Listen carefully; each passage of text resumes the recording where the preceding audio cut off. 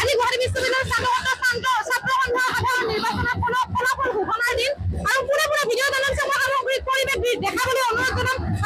যি বিশ্ববিদ্যালয়ৰ ছাত্ৰ ছাত্ৰীসকলে সকলোৱে নিজ সমৰ্থিত পাৰ্টীৰ যি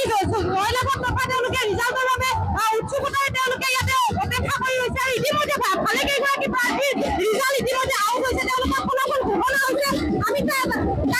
মাজত আমি এগৰাকী প্ৰাৰ্থীৰ লগত যদি সম্ভৱ হয় কথা পাতিবলৈ যত্ন কৰিম আপুনি ইতিমধ্যে জয়লাভ কৰিছে কোনটো আপুনি প্ৰাৰ্থীক আছিলে কোনটো পদত জয়লাভ জয়লাভ কৰিছো হয় আপোনাৰ নামটো মোৰ নামটো উদয়ন নাথ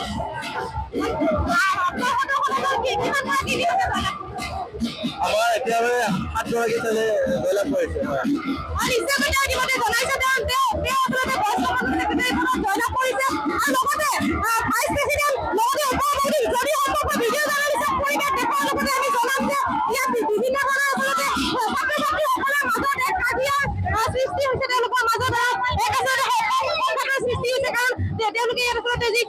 নিৰ্বাচনৰ যি ফলাফল ঘোষণাৰ কাৰণে সকলো ছাত্ৰ ছাত্ৰীসকলে আচলতে উৎফুল্লিত হৈ আছিল আৰু আমি যদি